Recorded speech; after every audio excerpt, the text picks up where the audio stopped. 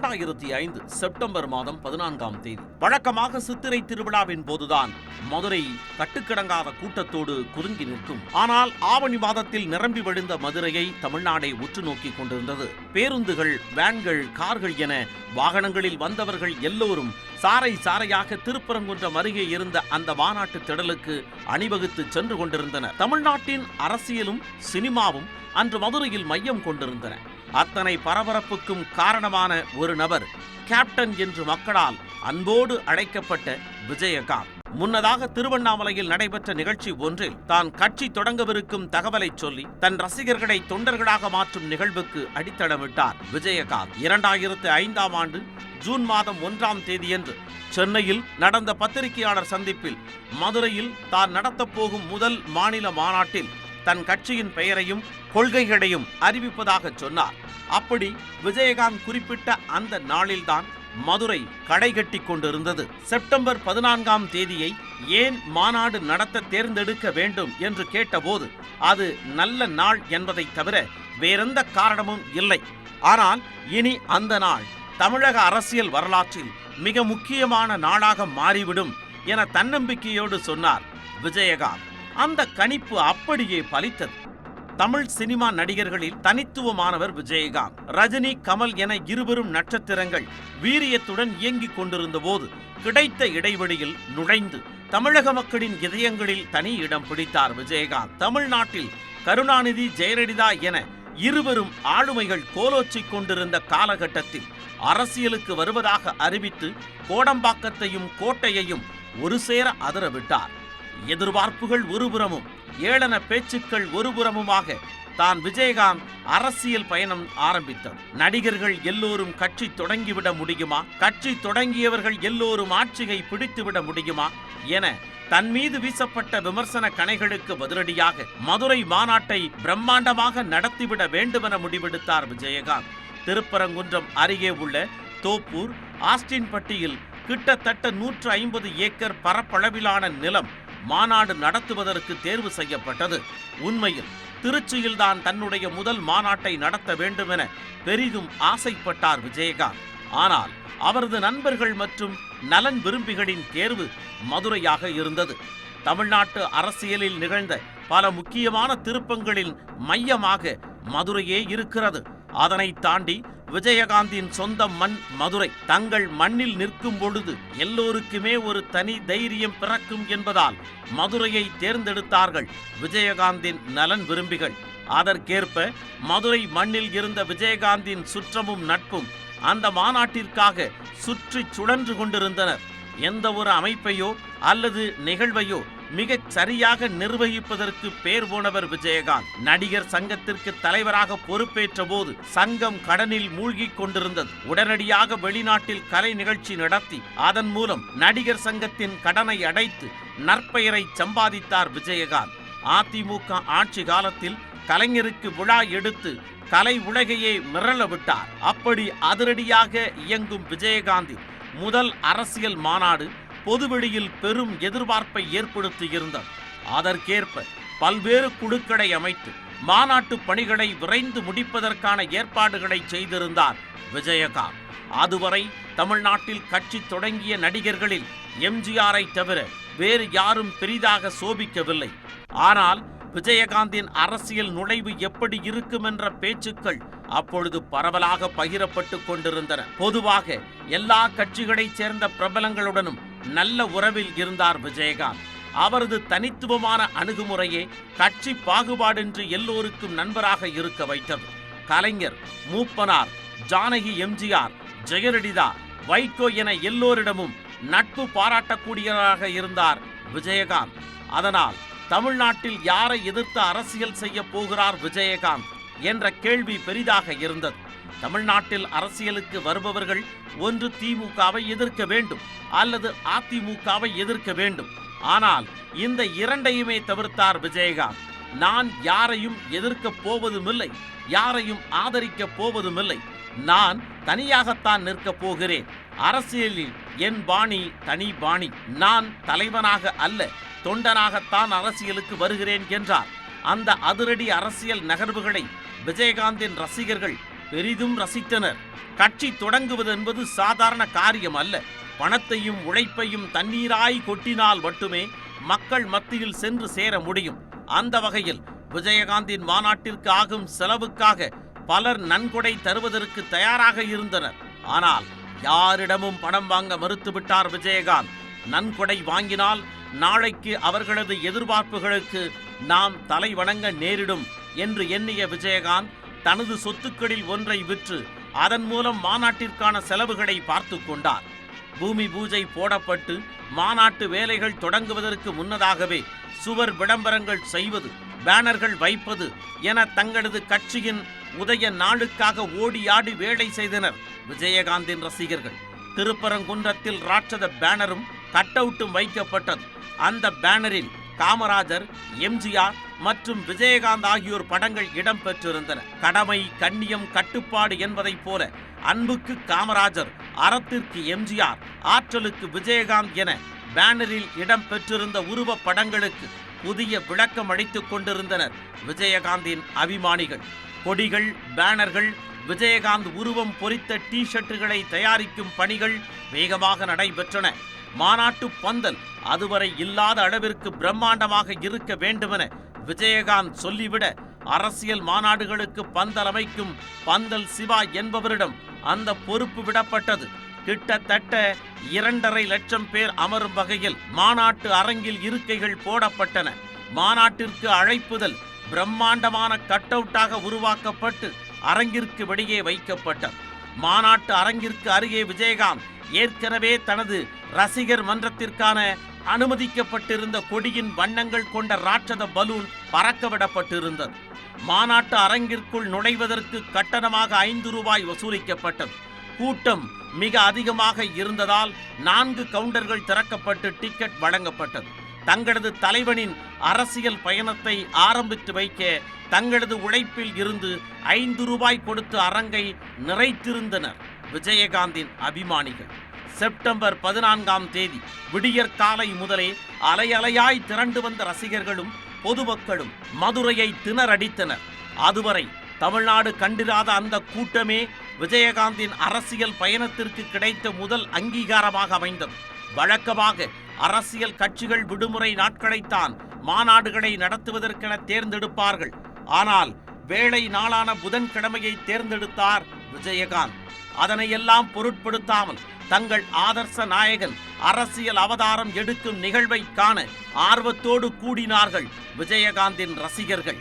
பொதுவாகவே விஜயகாந்தின் படங்களில் அரசியல் பஞ்சு வசனங்களுக்கு பஞ்சம் இருக்காது. ஊழல் அரசியல்வாதிகளையும் நேர்மையற்ற அதிகாரிகளையும் துவைத்து தும்சம் செய்யும் விஜயகாந்த் அரசியலில் இறங்கினால் அப்படிப்பட்ட நிழல் காட்சிகள் நிஜத்திலும் நிகழக்கூடுமோ என கண்கள் முழுக்க கனவுகளோடு கூடியிருந்தது அந்த மாபெரும் கூட்டம். அந்த கூட்டத்தை கிழித்துக் கொண்டு நுழைந்தது ஒரு பிரச்சார வேன். வேனில் நின்றபடி கையசைத்துக் கொண்டு வந்த விஜயகாந்தை பார்த்ததும் உற்சாகமடைந்தனர் அவரது தொண்டர்கள். கேப்டன் எனும் முழக்கம் விண்ணை பிழக்க வழிநெடுக அவர்களது வாழ்த்துக்களை பெற்றுக்கொண்டு மேடையை நோக்கி முன்னேறினார் விஜயகாந்த். அந்த பிரச்சார வேன் எம்ஜிஆர் தனது தேர்தல் பிரச்சாரங்களுக்கு பயன்படுத்தியது. அவரது மறைவிற்கு பின்னர் காட்சி பொருளாக நிறுத்தி வைக்கப்பட்டிருந்த அந்த வேன் விஜயகாந்திடம் வந்து சேர்ந்த கதை சுவாரஸ்யமானது. விஜயகாந்த் நடித்த நல்லவன் படத்தின் படப்பிடிப்பு எம்ஜிஆரின் வளர்ப்பு மகன் அப்புவுக்கு சொந்தமான அப்பு ஹவுஸில் நடைபெற்று கொண்டிருந்தது. அப்போது அப்புவை பார்ப்பதற்காக வந்திருந்த ஜானகி எம்ஜிஆர் அங்கு விஜயகாந்த் இருப்பதை அறிந்தார். அன்போடு விஜயகாந்தை அழைத்த ஜானகி அம்மையார் அவருக்கு விருந்தளித்து உபசரித்தார். அப்பொழுது முதலே இருவருக்கும் இடையே நெருங்கிய பந்தம் இருந்து வந்தது. 1994ஆம் ஆண்டு எம்ஜிஆரின் நினைவாக என்ன வேண்டுமென்று விஜயகாந்திடம் கேட்டார் ஜானகி அம்மையார். அப்பொழுது எம்ஜிஆரின் பிரச்சார வாகனத்தை தனக்கு தருமாறு கேட்டார் விஜயகாந்த். உடனே மறுப்பேதும் இல்லாமல் எடுத்துக்கச் சொல்லிவிட்டார் ஜானகி அம்மையார். எம்ஜிஆர் பயன்படுத்திய அந்த வாகனத்தின் பதிவெண் 2005. விஜயகாந்த் அந்த வாகனத்தை தனக்காக முதலாக பயன்படுத்திய ஆண்டு 2005. எம்ஜிஆரின் பிரச்சார வாகனத்தில் தனது முதல் அரசியல் பயணத்தை தொடங்கிய விஜயகாந்த் சரியாக 7:16 மணிக்கு மேடைக்கு வந்தார். மேடையில் விஜயகாந்திற்கென அரியணை போல சிறப்பாக அலங்கரிக்கப்பட்ட ஒரு ஆசனம் போடப்பட்டிருந்தது. உடனே அதனை மாற்றச் சொன்ன விஜயகாந்த் எல்லோரையும் போலவே தனக்கும் சாதாரண பிளாஸ்டிக் நாற்காலியை போடும்படி சொன்னார். ரசிகர்களின் பலத்த ஆரவாரத்திற்கு மத்தியில் ரசிகர்கள் தொண்டர்களாக மாறும் அந்த நிகழ்வு அரங்கேறத் தொடங்கியது. ரசிகர் மன்ற கொடியாக தன் ரசிகர்களுக்கு அறிமுகமான மூவர்ண கொடியை கட்சி கொடியாக கம்பத்தில் ஏற்றி பறக்க விட்டார் விஜயகாந்த். மாநாட்டு அரங்கில் அப்போது வரை தமிழகத்தை ஆண்ட முதல்வர்கள் அத்தனை பேரின் படமும் வைக்கப்பட்டிருந்தது. 2006ஆம் ஆண்டு என்று எழுதப்பட்ட இடத்தில் விஜயகாந்தின் படம் வைக்கப்பட்டிருந்தது. மாநாட்டு அரங்கத்திற்குள்ளேயும் வெளியேயும் பெரிய திரைகளை அமைத்து மாநாட்டு நிகழ்ச்சிகள் ஒளிபரப்பப்பட்டன. நிகழ்ச்சியில் முதலாவதாக மதுரை மாவட்ட விஜயகாந்த் ரசிகர் மன்ற தலைவர் முத்து வரவேற்புரையாற்ற மாநில பொதுச் செயலாளர் ராமு வசந்தன் தலைமை உரையாற்றினார். அப்போது ரசிகர் மன்றமாக தொடங்கிய ஒரு அமைப்பு அரசியல் கட்சியாக வளர்ந்த விதத்தை விவரித்தார். அதன் பிறகு எழுந்த விஜயகாந்த் சரியாக 9:30 மணி அளவில் தமிழ்நாடே ஆவலுடன் எதிர்பார்த்து கொண்டிருந்த அந்த பெயரை அறிவித்தார். மதுரையை ஆளும் சிவபெருமான், மீனாட்சி, திருப்பரங்குன்றம் முருகன் மற்றும் எனது குலதெய்வத்தின் அருளாலும் உங்களது ஆசியாலும் கட்சியின் பெயர் தேசிய முற்போக்கு திராவிட கழகம் என வைக்கப்பட்டுள்ளது என்று விஜயகாந்த் அறிவிக்க தொண்டர்களின் உற்சாக குரல் விண்ணை எட்டியது. திராவிடம் என்றால் தமிழ் மட்டும்தான் என்று பலரும் நினைக்கிறார்கள். ஆனால் 4 மொழிகள் சேர்ந்ததுதான் திராவிட நாடு. திராவிட நாடு தேசியத்திற்குள் அங்கம் வகிக்க வேண்டும் என்பதற்காக கட்சி பெயரில் தேசியத்தை சேர்த்திருப்பதாக குறிப்பிட்டார் விஜயகாந்த். கல்வி, பொருளாதாரம் போன்ற விஷயங்களில் நாம் பின்தங்கியே இருக்கிறோம். அந்த நிலை மாற முற்போக்குத்தனமான கொள்கைகள் இருக்க வேண்டும், சிந்தனைகள் வளர வேண்டும் என்பதற்காகவே முற்போக்கு என்ற வார்த்தையை கட்சியின் பெயரில் சேர்த்திருப்பதாக சொன்னார் விஜயகாந்த்.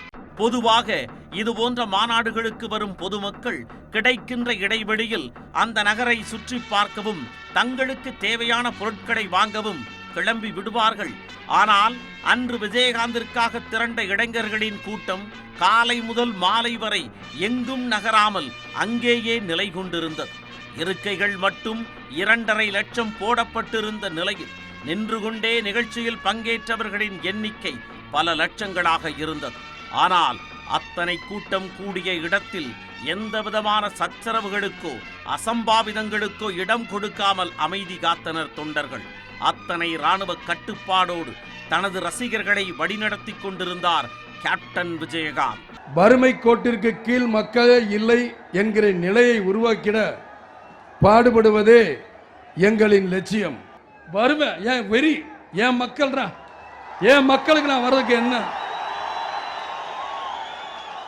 நானும் எல்லாரும் மாதிரி ஏசி காரில் நான் மட்டும் உட்காந்துட்டு போக வேண்டியதானே? நான் நடிச்சுட்டு போகிறேன், முதல்ல சம்பளம் கூட வாங்கியிருக்கலாம், இப்போ குறைச்சி வாங்கிட்டு போகிறேன். ஆக பணம் தானே, எனக்கு தேவையில்லை. நான் வீடு விற்று தான் நான் இந்த மாநாடு நடத்துகிறேனே தவிர மீதி நேரம் என்னை மிரட்டணும்னா நான் வேட்டியை மடிச்சு கட்டிக்கிட்டு இறங்குவேங்கிறது அவங்களுக்கு தெரியாது. எனக்கு ஒன்றும் கிடையாது. நான் மட்டும் உங்கள் வீட்டுக்கு வந்தால் ஒரு டம்ளரில் கஞ்சி வாங்கி குடிச்சிட்டு டக்குன்னு போய்கிட்டே இருப்பேன். நான் எனக்கு பெரிய வசதியாக படுக்கையில் படுக்கணும் போகணும் அப்படிங்கிறலாம் எண்ணம்லாம் எனக்கு கிடையாது.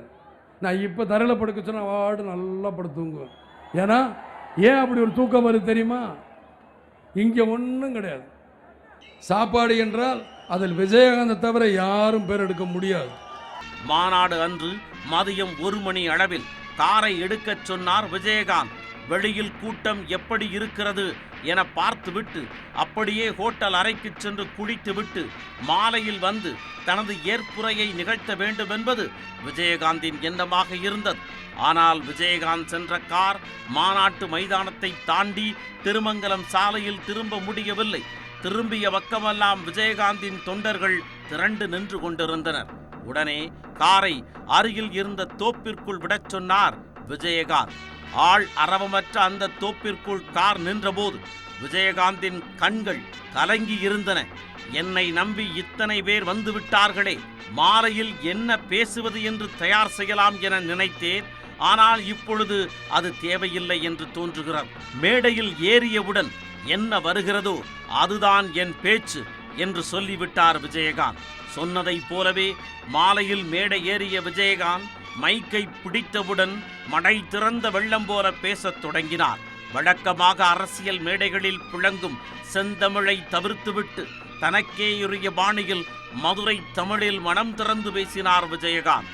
தொடர்ந்து தனது சமூக நலப் பணிகளை அரசியல் கட்சிகள் கிண்டல் செய்வதை பொறுக்க முடியவில்லை என்றும், தேர்தலுக்கு மட்டும் தனது ரசிகர்களை பயன்படுத்திக் கொள்ளும் அரசியல்வாதிகள் அவர்களுக்கு நேரும் அவலங்கள் குறித்து அக்கறை கொள்வதில்லை எனவும் ஆதங்கப்பட்ட விஜயகாந்த் அதனாலேயே தான் அரசியலுக்கு வர வேண்டும் என முடிவெடுத்ததாக தெரிவித்தார். ஒரு தனி மனிதனாக தன்னால் செய்ய முடிந்த நல்ல காரியங்களை அரசியல் கட்சிகளோ ஜாதி சங்கங்களோ ஏன் செய்ய முடியவில்லை என கேள்வி எழுப்பிய விஜயகாந்த் அதற்காகவே தனது அரசியல் பிரவேசம் அவசியம் என உணர்ந்ததாக சொன்னார். பள்ளி பருவத்தில் இந்தி எதிர்ப்பு போராட்டத்தில் கலந்து கொண்டதால் தனது கல்வி பாதிக்கப்பட்டதாக சொன்ன விஜயகாந்த் அதனால் தனக்கு ஏற்பட்ட சங்கடங்களையும் பகிர்ந்து கொண்டார். பூமழை பொழியுது படப்பிடிப்பிற்காக வெளிநாடு செல்ல நேர்ந்தபோது விமான நிலையத்தில் அவரிடம் வழங்கப்பட்ட விண்ணப்ப படிவங்களை பூர்த்தி செய்ய முடியாமல் தடுமாறியிருக்கிறார் விஜயகாந்த். அப்பொழுது சக நடிகர்களின் உதவியால் அந்த சூழ்நிலையை சமாளித்த விஜயகாந்த் தனக்கு படிப்பதற்கான பொருளாதார வசதி இருந்தும் தாம் படிக்காமல் விட்டதை பற்றி எண்ணி வருந்தி இருக்கிறார். அப்பொழுதுதான் ஏழை எளிய மாணவர்கள் கல்வி பயில்வதற்கு தேவையான உதவிகளை செய்ய வேண்டும் என்று முடிவெடுத்ததாக சொன்னார் விஜயகாந்த். தான் அரசியலுக்கு வருவதால் அதிகார மட்டத்தில் இருந்து தனக்கு மிரட்டல்கள் வருவதாகவும் தான் அதற்கெல்லாம் அஞ்சப் போவதில்லை என்றும் உறுதிபடச் சொன்னார் விஜயகாந்த். ஆட்சியில் இருப்பவர்கள் யாராக இருந்தாலும் மக்களின் அடிப்படை தேவைகளான உண்ண உணவு, உடுக்க உடை, வசிக்க இருப்பிடம் ஆகியவற்றை கொடுக்க வேண்டும். அதனை தன்னால் நிறைவேற்ற முடியும் என்று சொன்ன விஜயகாந்த் முக்கியமான 5 துறைகளில் லஞ்சம் புழங்குவதாகவும் அதனை தன்னால் ஒழிக்க முடியும் என்றும் நம்பிக்கையூட்டினார். நிகழ்ச்சியின் நிறைவில் அதிக தூரத்தில் இருந்து வந்திருக்கும் தனது தொண்டர்கள் பத்திரமாக ஊருவை சேர வேண்டும் என்றும் அதுவரை தனது நினைவு அவர்களுடனேயே இருக்கும் என்று கூறி எல்லோரையும் நெகிழ வைத்தார் விஜயகாந்த். அன்று வெற்றிகரமாக நடைபெற்று முடிந்த தேசிய முற்போக்கு திராவிட கழகத்தின் அந்த மாநாடு தமிழ்நாட்டு அரசியலில் ஒரு புதிய திருப்பு முனையை ஏற்படுத்தியது. தமிழ்நாட்டின் அரசியல் சக்திகள் விஜயகாந்தை வியர்ந்து பார்க்க வைத்தது. அந்த வகையில் கடந்த 60 ஆண்டுகளில் தமிழ்நாட்டில் நடைபெற்ற பிரம்மாண்டமான மாநாடுகளின் பட்டியலில் முதன்மையானதாக இருக்கிறது தேமுதிகவின் முதல் மாநில மாநாடு.